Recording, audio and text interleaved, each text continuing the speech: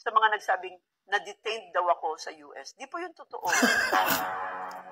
Sa mga DDS dyan na naghahanap kay First Lady, manood kayo at pumayag na siyang mag-live dito para mawala ang mga akusasyon ninyo na na-detain siya sa US. Kinsa malaghi mo ani? So tatawagin ko na po ang ating mahal na First Lady.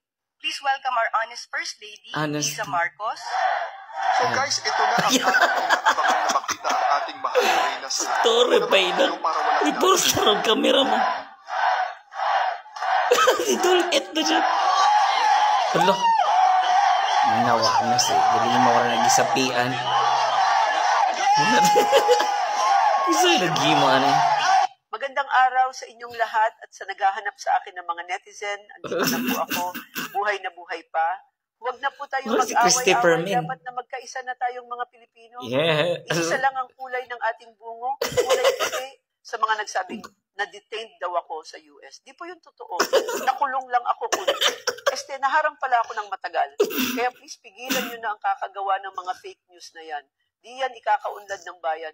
Mabuti pa kumain kayo ng tubig para lumakas kayo. So since nakita nyo na ako na nag-live sa camera, kailangan ko nang bumalik uli sa US.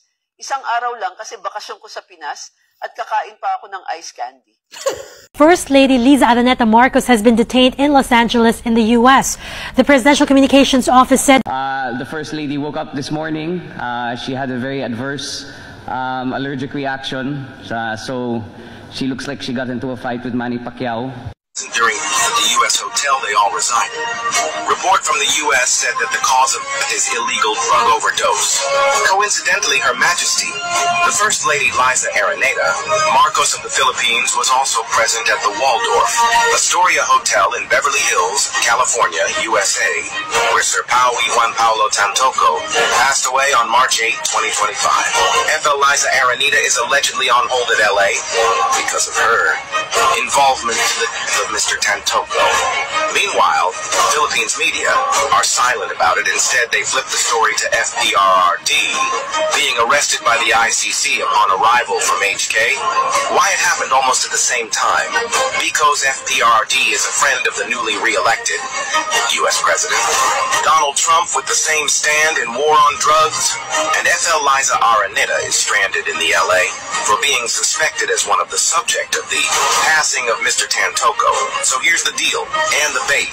President Bongbong Marcos, who is still now in LA with Romualdez, will release FPRRD only if U.S. President Donald Trump will release FL Liza Araneta. It can cause downfall to the Marcoses if proven that FL Liza Araneta is accountable to the sudden passing of Mr. Tantoco since she was with him that time. She will undergo screening, drug tests together with her entourage since it has known that the cause of death is drug overdose. Kadizar, ikaw po ba ay mahilig mag-shopping sa online? Ikaw ba ay naghahanap ng murang school supplies o mga gamit sa bahay? Kompleto po tayo dyan sa inyong mga pangangailangan. Okay, tutok lang ang kailangan nyong gawin ay tumutok sa ating live from 7 p.m. to 11 p.m. sa ating TikTok shop, sa ating Shopee shop. Okay?